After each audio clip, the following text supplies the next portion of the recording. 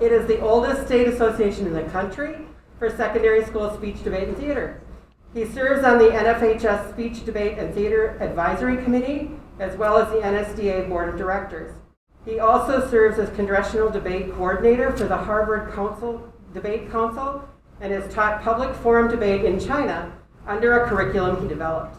He previously served as Director of Forensics and Adjunct Faculty in Communication at Ripon College in Wisconsin, and taught International Baccalaureate Theater as well as speech communication at his alma mater, Rufus King High School in Milwaukee. The infamous Adam Jacoby.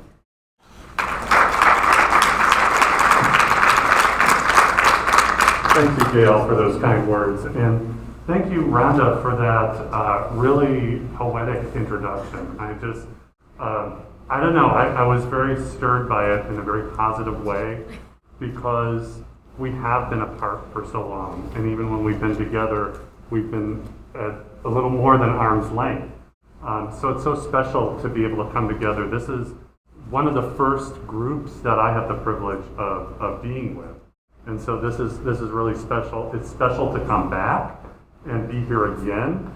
I will tell you that for a state with a community of educators this size, and because I've been to Texas, I've been to several other states' theater and communication conferences, and per capita, North Dakota is probably one of the highest in participation at its conference. And that is a testament to the strength of your curriculum in this state, and it's a testament to the dedication of the educators to continue to professionally develop themselves over the years. And so why don't you all give yourselves a round of applause? You don't get the credit you deserve often enough, so let's take a moment for that.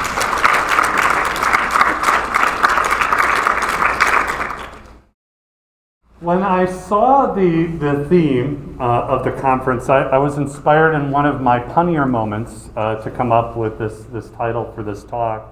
And I wanted to take the opportunity to reflect a little bit about where we came from and where we are. So this presentation is in that spirit and with little bits of humor interspersed to keep us lighthearted along our journey. So I'm a geek of history. I was almost a history major in college. So along with my love for communication and theater, there we go. Along with my love for communication and theater, the history that's apparent and the rich history that is apparent in our field is worth mentioning. So I start with Thespis. Thespis was that ancient Greek storyteller who we get the word thespian from. And the whole idea of Thespis and performing in a public space in kind of a festival, almost kind of contest format is where we derive a lot of our heritage from as disciplines, as interscholastic contests. And so I think it's really important to honor that. And even when I think about the contest event of storytelling that exists in certain states and at the NSDA tournament as a consolation event, I think about how storytelling is such a beautiful bridge between how we share a narrative of our identity, of our history, of our families, our cultures, and the performative nature of it, the theatricality of storytelling, to zhuzh it up, to give it a little bit of a flair so that it's interesting and engaging for audiences. And so I think that's an important note to remember. Then we come to the word forensic. And as Gail told you, I run the Wisconsin High School Forensic Association for one more year. And then on July 1st, we become the Wisconsin Interscholastic Speech and Dramatic Arts Association. We have since added film, we've added theater, and we constantly get, and middle school level activities. So we constantly get people confused about who we are, what we do. And several other organizations have changed their identity to reflect the times. And so we followed suit. And we've been the Wisconsin High School Forensic Association since 1925. Prior to that, we were the Wisconsin Lyceum Society. Who knows what Lyceum is? A couple of people smattered around the room, right? So changing your identity to reflect who you are and what you do is important. We've also added film.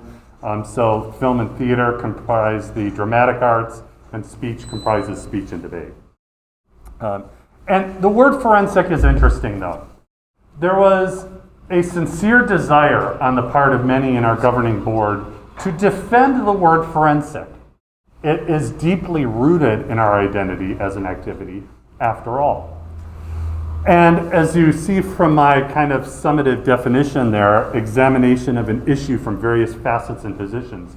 Yes, that's true. That's true when you're on the stage and you are telling the truth of the character you are portraying. But thanks to CSI and cold case and pop culture in general, we've lost that battle. My own son is in a forensic science class in high school, and he comes home from the first day of school this year and says, I'm in the real forensics. And I'm like, talk to the hand, young man. But in all seriousness, we've lost that battle in terms of raising awareness. And our chief objective as an organization is to raise awareness of the activities that we do. So that was part and parcel of reflecting on who we are to then be able to figure out what our future should be. But of course, we have trouble with identity in general. We can't even all agree on how to spell the word theatre. It's spelled with an R-E. But you know, it's one of those things where it's hard to say. But the tradition of discourse, of discussion, deliberative decision-making is deeply rooted throughout human civilization. We often think of it from the ancient Greek and Roman classical idea of the forum, but tribal cultures have had councils, ceremonial rituals that we may think of as somewhat theatrical and how they're performed and the spectacle that they produce. When I was in China and we introduced the curriculum to a number of Chinese teachers, the organizers acknowledged the deep history of debate in Chinese culture. And I'm going to pause for a minute and say it was eye-opening, enlightening, returning to the light reference that Rhonda gave us earlier, to learn about some of the democratic underpinnings of the communist system in China when I lived there. I came from a very American-centric viewpoint when I arrived there, and I learned that districts of cities had their own councils that had popular elections from among people who were there to become involved at the district level. From the district councils populated the city councils then populated the provincial councils, and then the provincial councils populate the People's National Congress in Beijing. And they have vigorous debate. They disagree on issues of policy. The difference is they don't have two parties that drive those conversations. They simply have the underlying ideologies and the interests of the people at heart.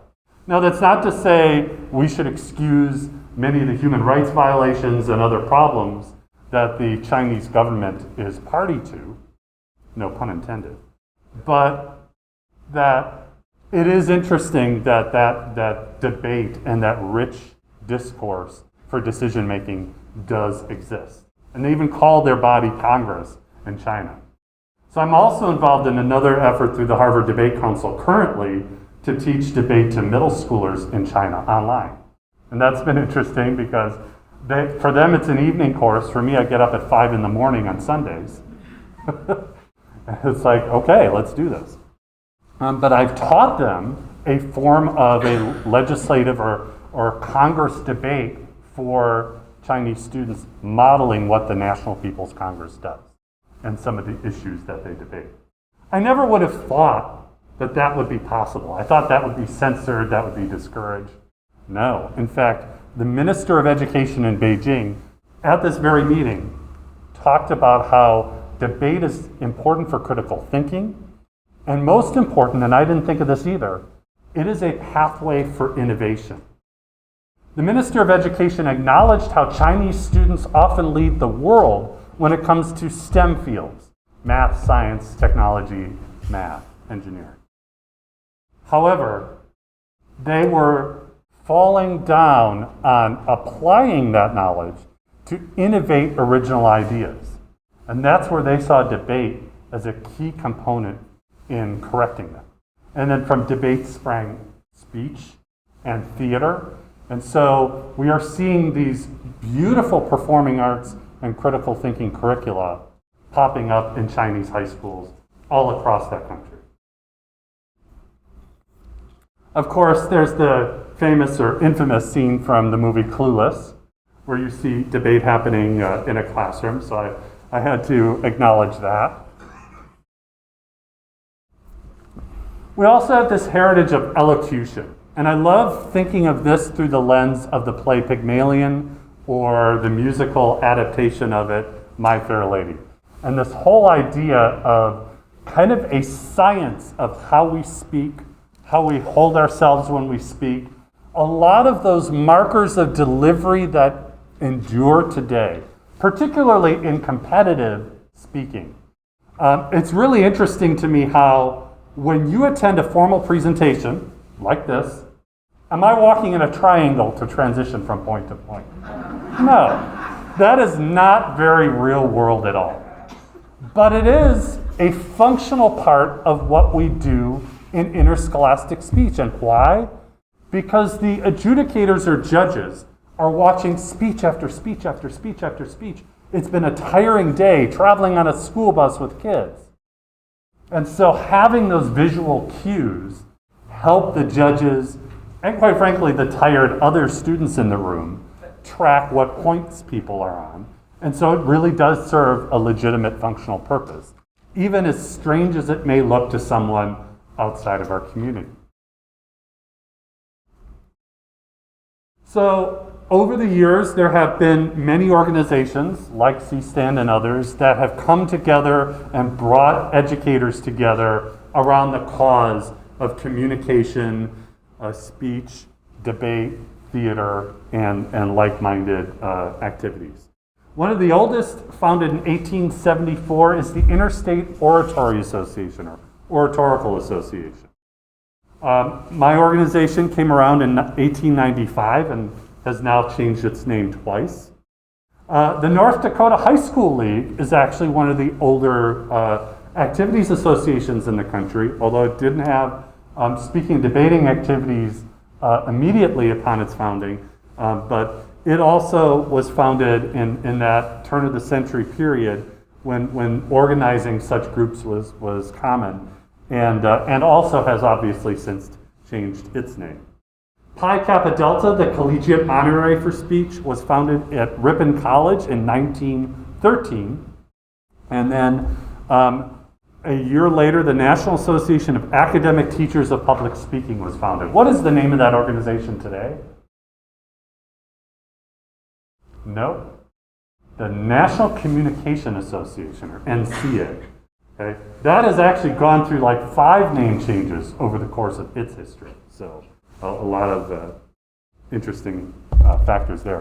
In 1925, an employee of Pi Kappa Delta in Ripon College, Bruno Jacob, was contacted by a high school educator in Albany, New York, who asked, why isn't there a Pi Kappa Delta for high schools?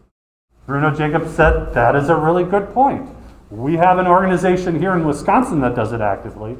And so I've looked through the archives of my association and learned how critical the partnership between the office staff and the leadership of my organization and that individual at Ripon College was for founding what eventually became the National Speech and Debate Association, or at the time, the National Forensic League. And 4 years later, the National Thespians was founded, now the Educational Theater Association. And then in 1936, the American Educational Theater Association was founded, which is now anyone know? The American Alliance for Theater and Education. And we have a chapter of that in Wisconsin that I'm active with. So a lot of interesting organizations and some really rich history there in bringing people together. If we think of the communication field as a curricular component now, stepping aside from interscholastic contests for a moment, there's been an interesting evolution from language and literacy, and I'm constantly preaching, and I think this is important for all of us as educators in this field, that what we do is a component of literacy. We take the reading and the writing that is so commonplace and so emphasized, and we enhance it through speaking and listening, which is often ignored in other zones of approaches to language learning. And I think it's really important. And it's not just reciting a book report aloud. And this is what really saddens me. In a number of states, the curriculum and even licensing of professional educators in the field of speech communication has gone away.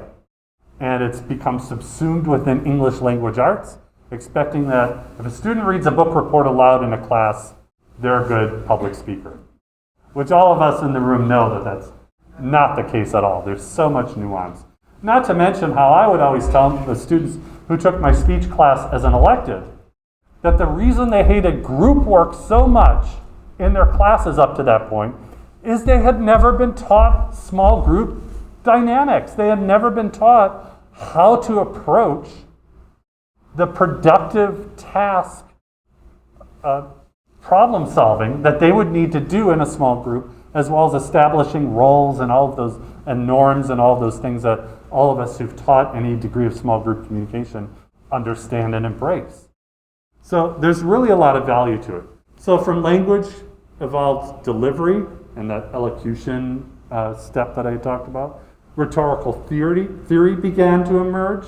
The idea of how we persuade and how we use language as a tool to influence and make change. The psychology of how we are influenced by what we say and what we read and what we hear, and how that is kind of an interesting cycle. I'm a big student of George Lakoff and his work in language and how it influences political thinking and policy making. And it's really fascinating. Then, of course, mass media and the associated professions. And, of course, other contextual fields, everything from interpersonal to organizational communication, health communication, gender, and all of those sub-disciplines that have emerged during the second half of the 20th century and continue to evolve into all of the different online and mediated communication fields that we are now starting to study and look at more in depth. So then became the golden age of intercollegiate and interscholastic contests. And I have a picture of Wiley College's debaters featuring, I'm forgetting his name now, Melvin Tilson, that's right, who was the chief protagonist in the movie The Great Debaters. A fictionalized accounting of this. But it's important to recognize just how much interscholastic contests hold value. I once went to, it was in Minneapolis, it was a conference of collegiate speech coaches. It was the National Individual Events Conference for developing new ideas and new norms and standards and things like that in 2010. And I heard Professor, should have written this down because it came to my mind, but I'll think of it. He described forensics as assessment in a multi-institutional setting. And that has really stuck with me to this day because the power of what we do comes in that assessment and feedback that young people get, whether it's in one-act play, debate, speech, and we're introducing film in Wisconsin, by introducing students to educators they would not otherwise have access to from other schools to give them feedback. And it also gives them exposure in a public setting for their work and their platform. And there's a lot of power in that. And that's why when Professor Scott Baker, now of St. Cloud State University in Minnesota, previously of the University of Wisconsin-La Crosse, who happens to be my husband, when he did his dissertation that included the largest data set of research done on alumni of speech and debate to the tune of about 1,100 students. The most common recurring theme of the benefit of speech and debate activities in high school on students post-high school came down to one word: confidence. And think about that. And that applies to theater too. The confidence we build in young people, that light that we shine that Rhonda talked about earlier, is so powerful. Because that confidence, that esteem, if you think of Maslow's hierarchy of needs, that's right up there under self-actualization, right? So in order to help young people reach their dreams, we help scaffold that confidence for them so that they can be effective. And we do that through interscholastic contests, giving them constant exposure and repetition and practice. And the motivation, the inspiration to strive for the awards and the honors that they can earn. Then again, you could choose to live dangerously and not bother memorizing your speech on your way to the rally. And we've all known those kids too. So I was really blessed, and I was in the right place at the right time to be able to help bring interscholastic debate to China. And this is a picture in 2013, September, so just this month, of the very first national championship public forum debate in China, in Beijing at one of their most esteemed high schools. And it was so gratifying to sit, in the auditorium as one of the judges of the round and watch these young people in China debating in English an issue of significant importance to people around the world. That year it happened to be genetically modified foods. And you can imagine for a country as populous and in cities as crowded as China. By the way, the city I lived in was considered a small city by Chinese standards. It only had 6 million people. And I had moved there from a town of 7,000 people, Ripon, Wisconsin. So that was quite a shock. I grew up in Milwaukee, Wisconsin, which is a metro area of 1.5 million. So, I had some friends, but it was vast.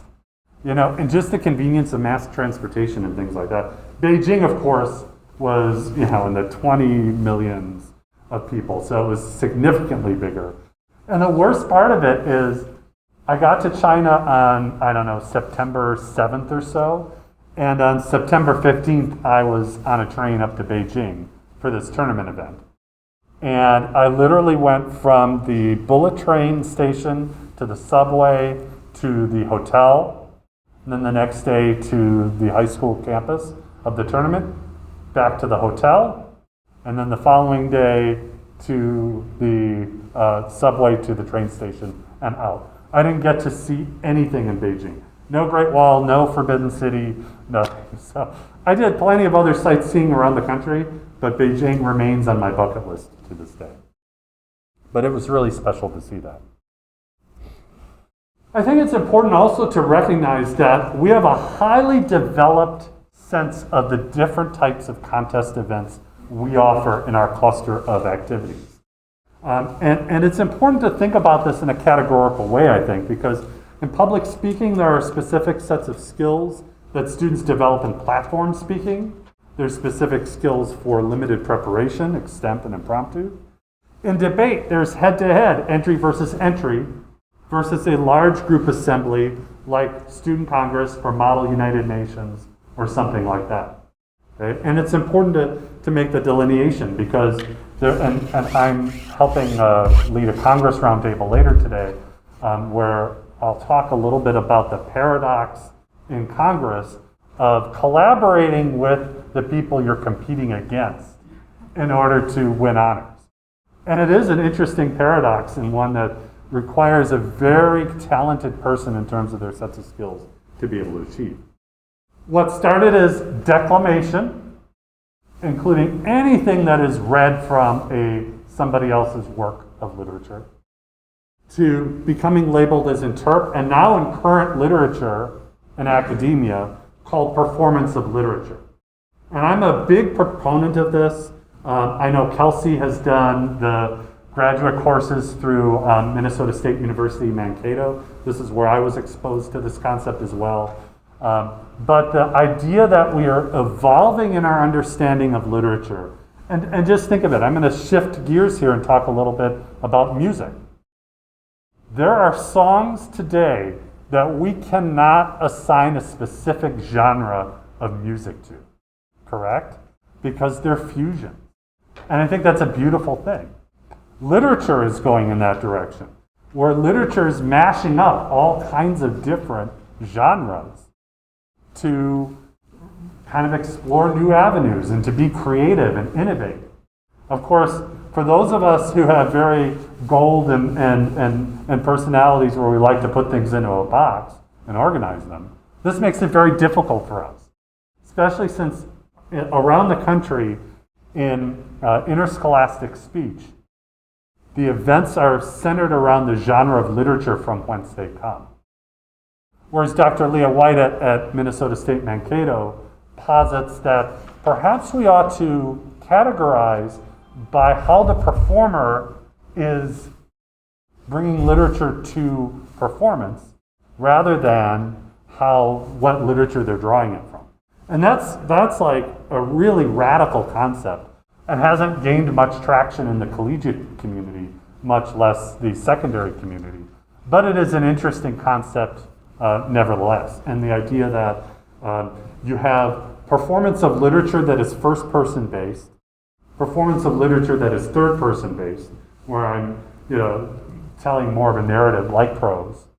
And those kinds of categorizations, to me, are very interesting because they are more performer-centered than centered on the literature. Okay. So things that we might think about as we have an eye toward the future that we're trying to enlighten. So we have memorized performance and we have manuscripted performance. And they're very different. And what's really interesting at the collegiate level, they all hold manuscripts, but most of them are memorized. And so it's really an interesting, and we're seeing this on the high school level too, even after the student does it for a couple of tournaments, they just naturally memorize it from the repetition. So is the whole idea of holding that script, of holding that book, theatrical in and of itself. And that begs the question whether the manuscript should be used as a prop and to what extent, and the debates that I know in Wisconsin we have all the time about such things. And then in theater, there are contests in one-act play. We have a fairly robust one in Wisconsin. We're entirely festival-based, so it is non-competitive in that each show is adjudicated or assessed for its own merits. And so we will have a school that brings a 26-foot moving truck, like a Broadway touring production may. Actually, Broadway brings several semi-trucks, but they'll bring this 26-foot truck full of scenery. And I kid you not, there's a school in Wisconsin that has erected a turntable on the stage by putting a platform with casters facing up and then a platform above that, and then they have students turn it during the show. And it's just fantastic because the director labels everything with downstage left, upstage right, all of those kinds of things on all the scenery pieces. And then he choreographs his students to hold that up before they place it downstage left or wherever it's going. So it's educative in its performativity in front of the audience as they put the stage together, because we have a bare stage to bare stage rule. So all of that has to come together in front of the audience's very eyes. So it's really interesting. And then there are contests in musical reviews, performance, show choir, those kinds of things. If any of you ever do EDTA's International Thespian Festival, they have individual events now called Thespies. And, and there's often musical theater awards in different states. We have a show choir community in Wisconsin that's out of control. It's not managed, or there's no oversight by a state association like Brian's or mine. And so there's no standards. Like they're not checking for eligibility, and so there are probably a lawsuit waiting to happen for anyone who tracks liability. Are you in a play? No, I'm in a musical.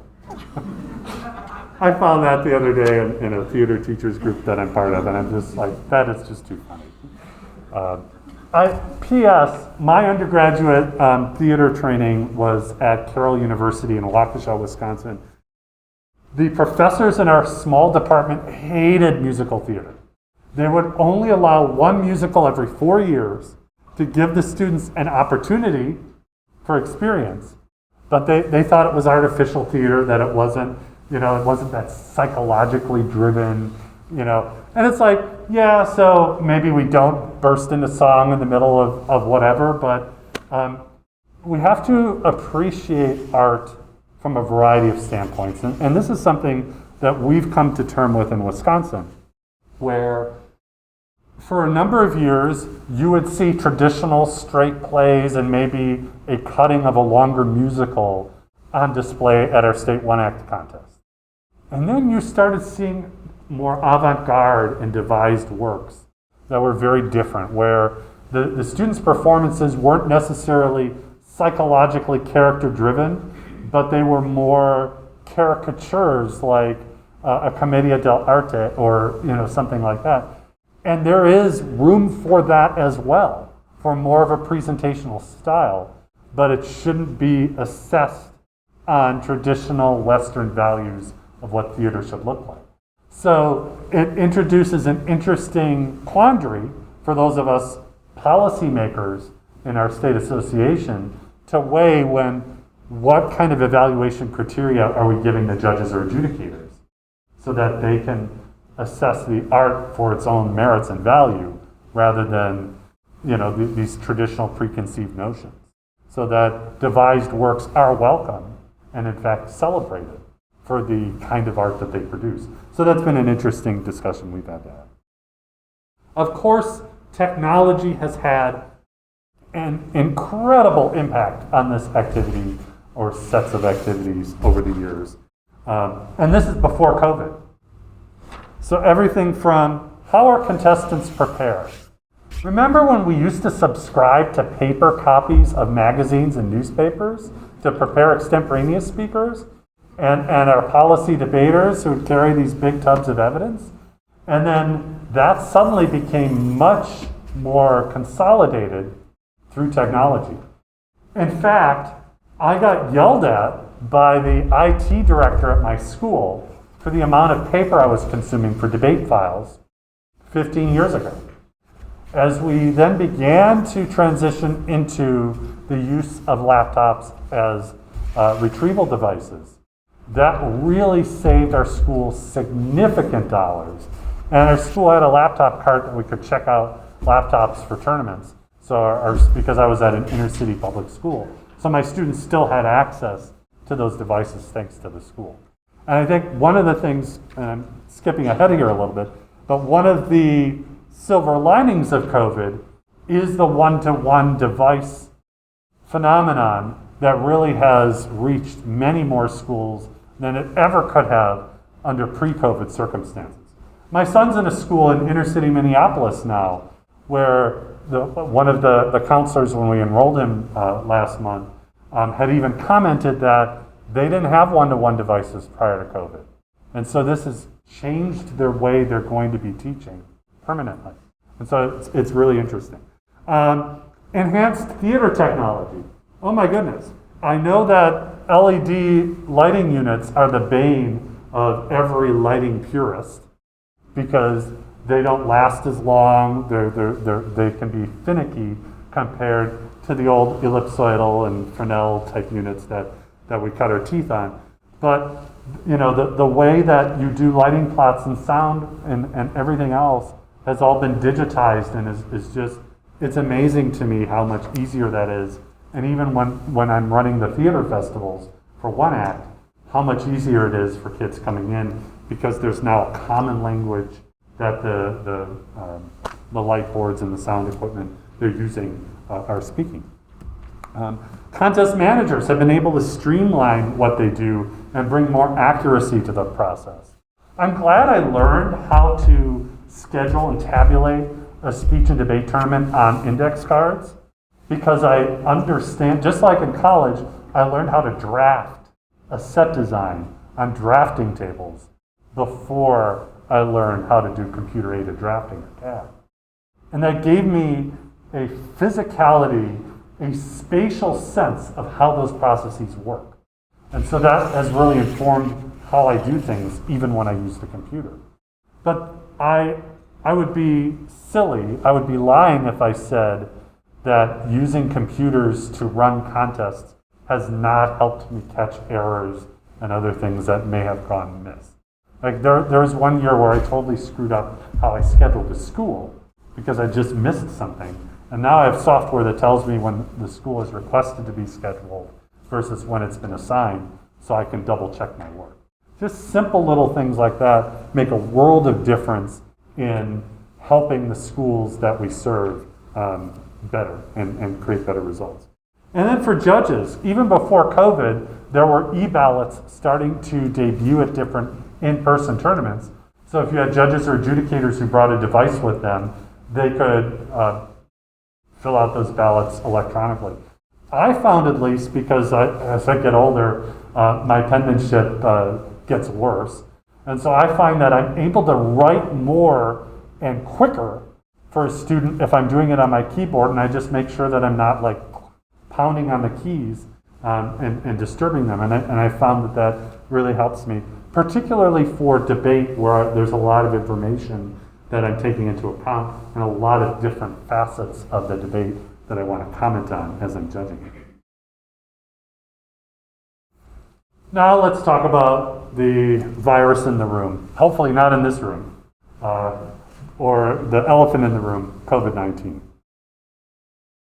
So I'm going to get back to that in a minute, but first I want to preface by saying COVID-19 is not the first crisis that our speech, debate, and theater communities have faced.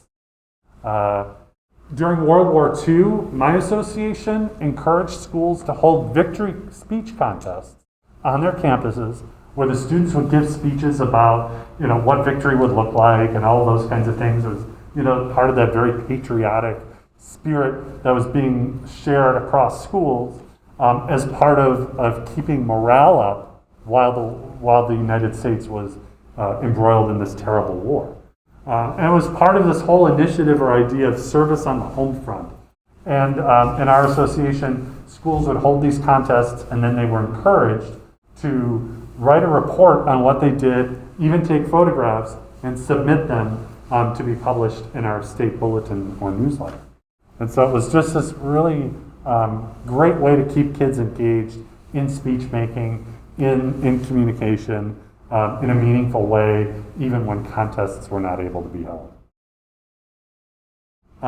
This is the American Players Theater in Spring Green, Wisconsin, a classic, often Shakespeare-focused outdoor summer stock theater. And last fall they did a play called An Improbable Fiction by one of their resident actors, James DeVita, and they aired it on PBS Wisconsin. And so you can see them all there on Zoom. Those are their company actors. And they did this really engaged performance. They had technology that allowed them to manipulate where people were on the screen. As you can see from the top, the narrator is kind of looking over everybody else. And we had schools do this for our One Act Festival last year. And I had an adjudicator who adjudicated state and had a combination of what were video conference one acts versus recorded and captured from a stage in the home school of the submitting school. And they said that it was interesting to them because by one token, they liked seeing the performance as captured on a stage with all the choreographing and blocking that comes with that. But there was something about the being able to see the actors up close and their faces on a Zoom where they didn't have to be masked or socially distanced and what that was like. So it was an interesting phenomenon. By and large, our theater directors in particular are eager to get back to in-person performance because there's no substitute for what an audience gives performers in live theater. And that's what really separates live theater. But we made it work when we had to. And I'm really proud of that. When we think of virtual contests and conferences and things like that, we often weigh whether it should be asynchronous versus live. And I think it's important to think, how interactive does something have to be? For example, debate where you're exchanging ideas in live time. It's really important for a team to be able to hear what the other side is saying and then offer their immediate response. The alternative is something that's existed for a number of years and promoted by the NSDA, the International Public Policy Forum Debate Essay Contest. And I had students do this. They'd write an essay that was their case. They would submit it. Another school would receive their copy. Just as we'd receive another school's copy, we'd have to write a rebuttal, and it would go back and forth. And then they eliminate it up to like an out round or an elimination round. And then they'd fly all those kids to New York City to debate in person. There are ways for students to do asynchronous debate much in that way where they submit a speech and there's maybe a certain window of time. It's just clunky and it's really time consuming. And you lose the momentum of being in that live time in the moment. So I think there's something to be said for that. Of course, bandwidth for participants and officials is important. One of the changes that I saw made consistently around the country for Student Congress was limiting the number of students in a video conference room so as not to impact the bandwidth too terribly. And by doing that, it was able to keep things. And students actually liked the smaller chambers, from what I understand. And you're not bound by the number of rooms in a building, but you are bound by needing more judges. But when you're online, you conceivably have access to more people who don't have to travel to the tournament either. So, there's kind of a trade-off there. And then, of course, scheduling conflicts, particularly during COVID, when athletic seasons were delayed or rescheduled. We had a lot of that in Wisconsin, where traditional fall sports are now in the spring. What do we do with that? So having asynchronous options for speech also allowed student athletes to still do what they needed to do and have their cake and eat it too. Because we're a separate organization in Wisconsin, we're not blessed with what North Dakota has, where Brian and all the programs he runs are a component of a larger holistic activities association. We get along very well with the Wisconsin Interscholastic Athletic Association, but we are definitely a second or third string to them because of that separation and lack of clout. There's often conversations of equity, bandwidth, what mode of instruction schools were in. Some of the urban schools in Wisconsin never had in-person classes during the 2020-2021 school year. So this was their only access to this activity. Student home environments. That could be a challenge too if a student was in a home, particularly a multi-generational home, or just a home where there were a lot of people and a lot of hullabaloo going on at any given time. What did that look like? And then, were there rules regarding equipment or devices used for parity? So a lot of lessons were learned. A lot that we've considered in Wisconsin included expanding access to students who previously couldn't have access to speech and debate activities because they were living in too remote an area and they had to work so is this in the future an avenue we can expand access to by having an online component to it? What I'm hearing a lot of states kind of mulling about is an idea of, rather than reproducing what it's already successfully doing in person, adding something new and different That's like an entirely new contest program that's entirely online. For example, a sales pitch type speech, where the student could do a PowerPoint as part of it and whatever, and then that just becomes an online only event. Okay? I will tell you, in Wisconsin, having run my entire portfolio of activities online last year, even with 1/8 fewer schools paying their membership dues, we made money last school year because our overhead of having in-person contests was so low. So that's only to say, I'm committed to returning to in-person, don't get me wrong.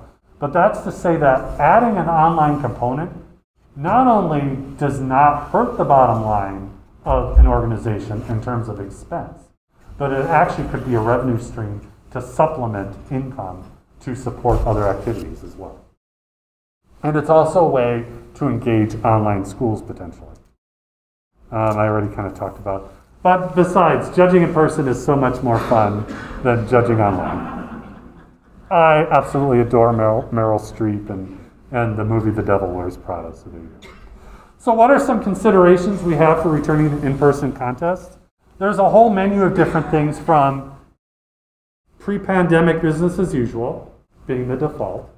But some of the mitigating strategies I've heard of is face masks and coverings, a constant requirement. Face mask coverings except when performing and presenting. Social distancing, temperature checks. And I kid you not, in Wisconsin, our state university system is requiring proof of vaccination or a negative COVID test 72 hours within and prior to arriving on any of their university campuses. I'm not looking forward to the blowback that I'm going to get from families about this, but they've set that in stone and they're not budging. And the president of our university system is our former governor, Tommy Thompson, who was President George W. Bush's Secretary of Health and Human Services. And he's got all of these public health experts that he's in contact with. And he's like, when I was governor, I signed an act that gave the university system full authority over its own actions. And so he wrote this fire and brimstone letter back to the legislature and said, I'm not budging because I have the authority. And until you change the statute, I'm keeping that authority.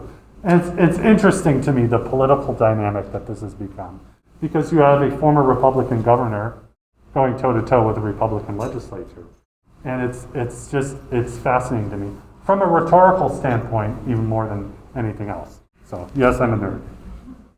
But why are in-person contests so important? The socio-emotional impact of this pandemic has only begun to be explored by scholars, particularly for adolescents and pre-adolescents. Our young people thrive on community, on being together. Heck, we thrive on community and being together, which is why we're all here. So what will this mean? I often say that the activity of speech and debate and theater, for those who are not in it, I describe as the personality profile being a cross between the characters on the TV show Glee and the characters on the TV show Big Bang Theory. And you're laughing because you know it's true. Okay? We're like that too. We're just the adult, grown-up versions of that. Right? So we thrive on being among our fellow geeks and nerds. And so that's really important. Networking and soft skills. It should not be understated that the skills young people learn when they have to stay in a hotel, when they go out to eat, all of those things that they may not get anywhere else. And Wisconsin, our association, is predominantly dominated by rural schools, rural and small schools. And so I constantly hear from coaches about how the young people they take to Madison, it's the big city experience for them. And they haven't had that experience before in their lives. So that's really important, which is why I'm working with convention and visitors bureaus and the tourism board in the state to promote the importance of returning to in-person contests to help advocate for that is something that's important. And I think as we reflect on the lessons learned from COVID and where we've been, the most important thing is for us to focus on what benefits students and not what's convenient for adults. From technology to the various practices and protocols that we have in place. And so that's really important.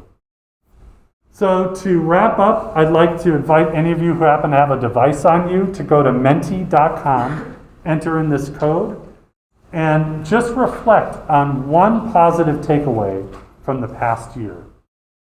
And I'll pull it up here in a moment and show you the little set of ideas that pops up in live time. You can see now that we have adaptability, putting family first. I had a great discussion about last night about the amount of quality time that we had with our own kids that was just new and different.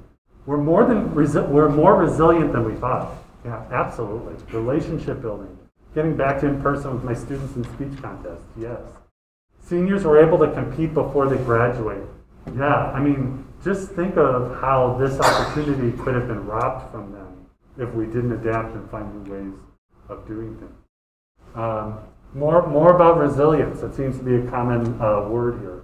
Students meeting personal goals, yeah. More time to align competitive work to educational outcomes. Yeah, that's something that I saw in Wisconsin too, because we were chiefly concerned with everything we pivoted to online that we were still being educational and keeping that focus and scope. Students learn to enunciate more. Yeah, they're on the hook when they're right there and you're hearing the audio more clearly. And quite frankly, if it's asynchronous, the judge could go back and rewind and re-listen to something so they could be a little more attuned to those kinds of things. Patience, absolutely. And I'll just kind of scroll these a little bit more. There's definitely some recurring themes. The following slides in this video are responses compiled following the end of the presentation.